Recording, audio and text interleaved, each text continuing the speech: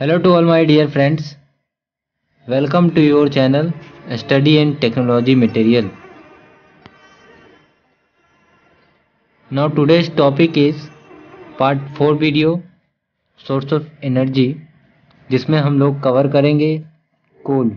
ठीक है, जो हमारा टॉपिक होने वाला है वो है कोल, जिसका फुल एक्सप्लेनेशन आपको देखने को मिलेगा। ठीक है, तो स्टार्ट करते हैं हमारा कोल। Now let us start our topic Source of Energy part 4 video. Source of Energy chapter 6 science. ठीक है, जैसा कि आप सभी को पता था कि पिछले वीडियो में हम लोग ने कहा था कि हम लोग कोल डिस्कस करने वाले हैं नेक्स्ट वीडियो में, तो जल्दी से हम लोग कोल स्टार्ट करते हैं। तो कोल के बारे में कई सारे कैरेक्टरीज लिखे गए हैं, ठीक है, वो सब अभी हम लोग समझेंगे। तो कोल स्टार्ट करते हैं। Coal is a readily combustible black rock और a browning black sedimentary rock। ठीक है, तो कोल क्या है? एक ब्लैक रॉक है और जिसे हम लोग जला भी सकते हैं और फायर भी कर सकते हैं। ठीक है, कंबस्टिबल ब्लैक रॉक है और ये एक ब्रोशिन ब्लैक का मतलब यहाँ पे बहुत ज़्यादा काला। ठीक है, सेडिमेंट्री रॉक। क्लियर है यहाँ तक? ये था हमारा फर्स्ट पॉइंट। तो अब सेकेंड पॉइंट में देखते हैं। Coal is one of the fuel that has been use for cooking food. तो कोल हम बोल सकते हैं एक ऐसा प्रकार का हमारे लिए फ्यूल है जिसे हम लोग कुकिंग फूड में, मतलब खाना बनाने में इसका यूज कर सकते हैं। ठीक है, ये था हमारा सेकेंड। ठीक है, यहाँ तक फर्स्ट एंड सेकेंड क्लियर। अब जो हमारा थर्ड पॉइंट है, तो थर्ड पॉइंट क्या है वो अभी हम लोग जल्दी से समझ लेते हैं। It produce a lot of smoke and foul smelling gases which cause air pollutions. तो जैसा कि आप सभी को पता है कि कोल को फायर करने से बहुत, देख सकते हो आप यहाँ पे, ए लॉट ऑफ स्मोक मतलब बहुत ज़्यादा स्मोक ये पैदा होता है। ठीक है, जलाने से पैदा किया जाता है। ठीक है, and foul smelling gases which cause air pollutions. ये जो एयर निकलते हैं, मतलब स्मोक निकलते हैं कोल से, ठीक है, कोल को फायर करने से, उसके कारण क्या होगा? एयर पोल्यूशंस होगा। क्लियर है यहाँ तक? ये था हमारा थर्ड पॉइंट। अब हम लोग फोर्थ पॉइंट देखने वाले हैं। World wide coal a fossil fuels is the largest source of energy use for generation of electricity. ठीक है, तो जैसा कि आप सभी को पता है कि आपके घरों में या कहीं पे भी इलेक्ट्रिसिटी का उपयोग किया जाता है, तो वो इलेक्ट्रिसिटी जो है वो कहाँ से आता है? ठीक है, तो कोल को यहाँ पे कहा गया है एक फॉसिल फ्यूल्स। फॉसिल फ्यूल्स क्या होता है ये हम लोग ने पिछले वीडियो में पढ़ा था। क्लियर है? कोल एक फॉसिल फ्यूल्स है, ये तो हम लोग को पता है, लेकिन एक लार्जेस्ट सोर्स ऑफ एनर्जी भी है। ठीक है, पूरे वर्ल्ड में use for the generation of electricity, जिसका यूज हम लोग इलेक्ट्रिसिटी पैदा करने में करते हैं। ठीक है, इलेक्ट्रिसिटी जनरेट करने में करते हैं। ठीक है, तो इसके आगे हम लोग और भी कई सारे पॉइंट्स पढ़ने वाले हैं कोल के बारे में। सो गाइस, तो अब हम लोग डिस्कस करेंगे कैरेक्टरिस्टिक ऑफ कोल। ठीक है, तो कोल के बारे में अब हम लोग कुछ जानने वाले हैं। तो इसमें कुछ 6 पॉइंट लिखे गए हैं, तो इन 6 पॉइंट्स को हम लोग समझेंगे। It is a black rock like hard material. ठीक है, तो कोल को हम लोग ने जैसा कि पढ़ लिया था कि ये ब्लैक रॉक होता है। ठीक है, और ये हार्ड मटेरियल भी होता है। ठीक है, क्लियर है यहाँ तक? ये हार्ड मटेरियल भी रहता है और ब्लैक कलर का भी रहता है, और ये ब्लैक रॉक का भी रहता है। ठीक है, ये था हमारा फर्स्ट पॉइंट।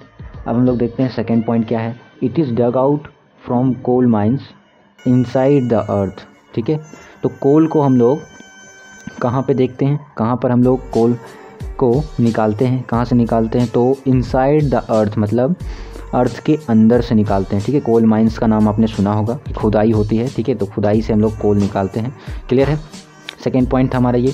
थर्ड पॉइंट है it is the main source of energy in India. ये तो आपको पता ही है कि इंडिया में ये हमारा सबसे मेन सोर्स ऑफ एनर्जी है। क्लियर है? फोर्थ पॉइंट है it produce heat energy which is use for various purpose in Holmes, transport and industry. अब जो कोल है वो क्या प्रोड्यूस करता है? हीट एनर्जी प्रोड्यूस करता है, जिसके कारण हम लोग क्या कर सकते हैं, जिसके कारण हम लोग कई पर्पसेस में यूज करते हैं इसका। जैसे कि होम्स में हम लोग क्या यूज़ करते हैं? कुकिंग, सबसे बेस्ट एग्जांपल। और ट्रांसपोर्ट में हम लोग क्या यूज़ करते हैं? मोटरसाइकिल वगैरह। ठीक है, एंड लास्ट जो है फैक्ट्रीज़ में हम लोग इनका यूज़ करते हैं कोल का। क्लियर है? तो अब बात करते हैं सबसे VVI पॉइंट्स की, जो कि नंबर 5। ठीक है, VVI पॉइंट है ये। कोल को हम लोग फॉसिल फ्यूल्स क्यों कहते हैं? तो भैया ऐसा इसलिए कहते हैं because they are found by the decomposition of prehistoric plants animals buried deep under the millions of years ago। तो कोल को हम लोग फॉसिल फ्यूल्स इसलिए कहते हैं क्योंकि coal they are found by the decomposition of prehistoric plants and animals, मतलब जो यहाँ पे प्लांट्स और एनिमल्स जो है वो क्या होते हैं, डिकम्पोज हो जाते हैं। ठीक है, दे आर फाउंड डिकम्पोजिशंस। ठीक है, यहाँ पे समझ जाओ, जो सर गल जाते हैं प्लांट्स और एनिमल्स वो किस में चेंज हो जाते हैं, कोल में चेंज हो जाते हैं। ठीक है, बहुत दिनों बहुत सालों के बाद। ठीक है, bury deep under the earth, deep मतलब अर्थ के बहुत ज़्यादा अंदर। ठीक है, मिलियंस ऑफ ईयर्स एगो मतलब मिलियंस ऑफ ईयर्स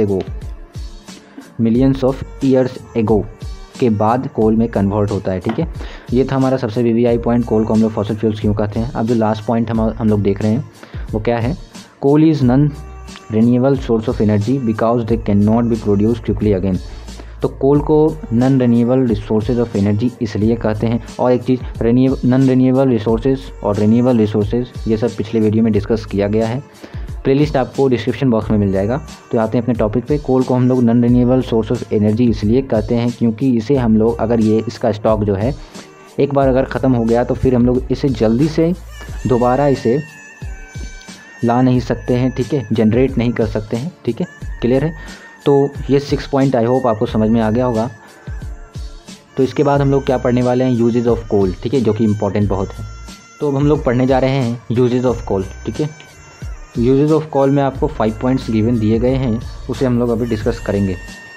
तो फर्स्ट पॉइंट हम लोग जल्दी से स्टार्ट करते हैं। It is used in the manufacture of fuel gas like coal gas. ठीक है, इसका यूज़ जो कि कोल जो है, कोल का यूज़ हम लोग फ्यूल गैस बनाने में भी इसका यूज़ करते हैं, जैसे में आप यहाँ पे देख सकते हो कोल गैस। ठीक है, ये था हमारा फर्स्ट पॉइंट। अब जो सेकेंड पॉइंट है हमारा, it is used as a fuel in household, thermal power plant and industries. Coal का यूज़ फ्यूल के तौर पर हम लोग कहाँ यूज़ करते हैं, हाउस होल्ड में क्या करते हैं हम लोग इसका यूज़, कुकिंग एक एग्जांपल ले सकते हो। थर्मल पावर प्लांट आप जानते हो, इलेक्ट्रिसिटी जनरेट जहाँ किया जाता है। एंड जो हमारा इंडस्ट्री, ठीक है, हम लोग फैक्ट्री वगैरह में भी इसका यूज़ करते हैं कोल का। क्लियर है। It is use in the manufacture of synthetic petrol and synthetic natural gas. तो इसका यूज हम लोग synthetic petrol and synthetic natural gas बनाने में इसका यूज़ किया जाता है। ठीक है, इसका यूज बनाने में इन दोनों चीज़ों का यूज़ किया जाता है। क्लियर यहाँ तक। जो हमारा फोर्थ पॉइंट होने वाला है, it is use to make coke. तो कोक क्या होता है ये सब हम लोग आगे पढ़ेंगे। ठीक है, डिस्ट्रक्टिव डिस्टिलेशन में हम लोग को पढ़ना है कि कोक क्या होता है। इट इज़ यूज, जो हम लोग कोक बनाने में भी इसका यूज़ करते हैं। क्लियर यहाँ तक। इट इज़, अब जो लास्ट पॉइंट जा रहा है हमारा, it is use as a source of organic compound like bleach, phenol, anthracene etc। अब जो ये कोल का हम लोग use source of organic compound में भी यूज करते हैं। ठीक है, ऑर्गेनिक कंपाउंड में यूज़ करते हैं, जैसे में हम लोग देख सकते हो यहाँ पे ब्लीच बनाने में इसका यूज़ करते हैं, फेनोल, एंथ्राकोन। ठीक है, ये सब हम लोग कई चीज़ों को बनाने में इसका यूज़ करते हैं। अब हम लोग पढ़ने वाले हैं ऑकरेंस ऑफ कोल। ठीक है, इसके आगे हम लोग पढ़ने वाले हैं ऑकरेंस ऑफ कोल। तो अब हम लोग पढ़ने जा रहे हैं ऑकरेंस ऑफ कोल। ठीक है, ये थोड़ा इंटरेस्टिंग है तो इसे हम लोग ज़्यादा बढ़िया से समझने वाले हैं। ऑकरेंस ऑफ कोल हम लोग समझेंगे अभी। ऑकरेंस ऑफ कोल में आपको लिखा हुआ है यहाँ पे, coal is found deep under the surface of the earth. ठीक है, ये तो हम लोग को पता है कि कोल हमारा कहाँ फाउंड रहता है, अर्थ के बहुत ज़्यादा डीप। ठीक है, बहुत ज़्यादा अंदर। ठीक है, वहाँ फाउंड होता है। क्लियर है।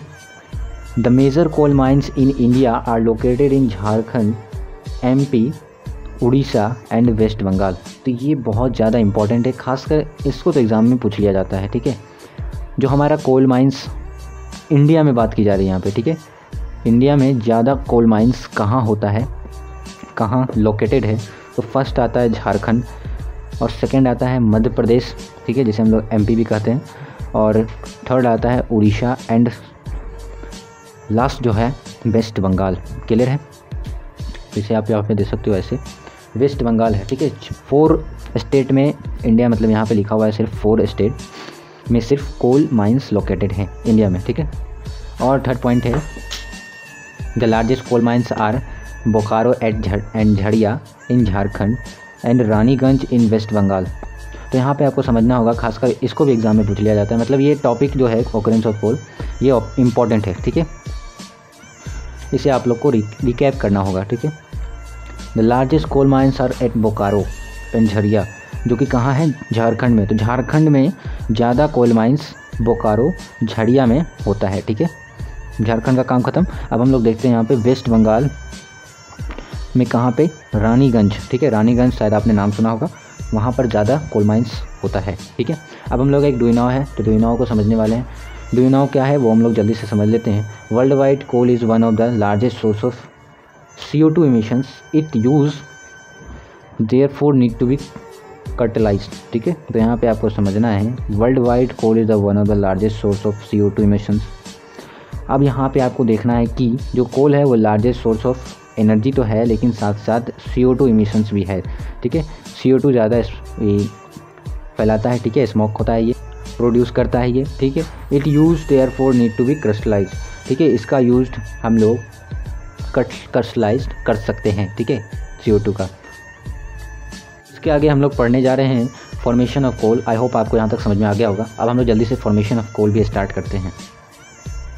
तो अब हम लोग पढ़ने जा रहे हैं फॉर्मेशन ऑफ कोल, ठीक है। ऑकरेंस ऑफ कोल इससे पहले हम लोग ने पढ़ा था, तो उसी के रिलेटेड हम लोग फॉर्मेशन ऑफ कोल पढ़ने जा रहे हैं। तो जल्दी से हम लोग फॉर्मेशन ऑफ कोल स्टार्ट करते हैं।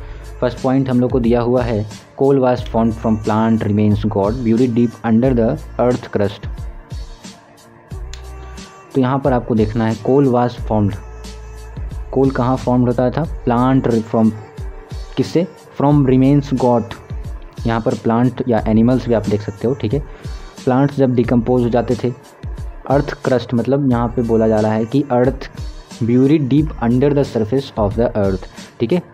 तो coal was formed from plant remains got buried deep under the earth crust, ठीक है। यहाँ तक क्लियर है। कोल इसमें कहा जा रहा है कि कोल जो है वो फॉर्म्ड हो रहा है बहुत ही अर्थ के अंदर, ठीक है, क्रस्ट एरिया में। क्लियर है यहाँ तक। ये था हमारा फर्स्ट पॉइंट। अब हम लोग देख रहे हैं second point.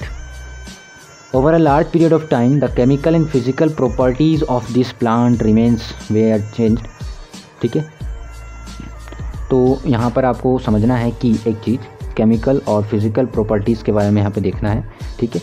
Change through geological action that lead to the creation of this solid material. यहाँ पर आपको जैसा कि नज़र आ रहा है कि chemical properties and physical properties वो क्लास 9th के मैटर इन आवर सराउंडिंग में डिस्कस किया गया है बहुत ही अच्छी तरीक़े से, chemical properties and physical properties. तो आप ज़रूर जाकर देखें, डिस्क्रिप्शन में उसका भी लिंक मिल जाएगा, आई बटन पे भी आपको मिल जाएगा, ठीक है। तो आते हैं अपने टॉपिक पे, over a large period of time, ठीक है। तो large period of time the chemical and physical properties of this plant remains. Chemical properties और फिजिकल प्रॉपर्टीज़ के दौरान प्लांट्स जो है वो किस में रिमेन्स, मतलब किस में चेंज हो जाता है, जियोलॉजिकल एक्शन में, ठीक है। और जियोलॉजिकल एक्शन क्या करता है, सॉलिड मटेरियल में कन्वर्ट कर देता है। क्लियर है यहाँ तक। यही था हमारा सेकेंड पॉइंट में। क्लियर है। तो जैसा कि आप सभी को पता है कि कोल एक नॉन रिन्यूएबल रिसोर्सेज है, ठीक है, जिसे हम लोग जल्दी से जनरेट नहीं कर सकते हैं। क्लियर है। तो इसीलिए इसमें इतना प्रोसेस लगता है, और इस प्रोसेस को क्या कहते हैं वो अब हम लोग समझते हैं। कार्बोनाइजेशन, जो कि बहुत ही इंपॉर्टेंट है, खासकर इसको एग्जाम में पूछ लिया जाता है। कार्बोनाइजेशन क्या होता है, the process of conversion of dead plants and animals, यहाँ पे आप लिख सकते हो, materials into coal is called carbonisation. Carbonisation क्या होता है, एक ऐसा प्रोसेस है जिससे हम लोग प्लांट मटेरियल, ठीक है, एनिमल मटेरियल को कन्वर्ट कर देता है कोल में, जिसे हम लोग कार्बोनाइजेशन कहते हैं, ठीक है। ये हमेशा पूछ लिया जाता है, तो इसे आप लोग रिकैप कर लीजिए, ठीक है। क्लियर है। तो अब हम लोग पढ़ने जा रहे हैं main point of the coal, types of coal पढ़ेंगे आप, ठीक है। उसमें कई सारे पॉइंट्स अच्छे तरीके से बताए जाएंगे आपको, ठीक है। तो स्टार्ट करते हैं। नेक्स्ट वीडियो में हम लोग कवर करेंगे टाइप्स ऑफ कोल, जो कि बहुत ही इंपॉर्टेंट टॉपिक है, तो उसे हम लोग कवर करेंगे नेक्स्ट वीडियो में, ठीक है। Thank you. वीडियो को लाइक करके शेयर कर दीजिए और चैनल को सब्सक्राइब करके बेल आइकन को प्रेस कर दीजिए, क्योंकि हम लोग वीडियो निकालेंगे तो आपको नोटिफिकेशन जाते रहे, ठीक है। Thank you.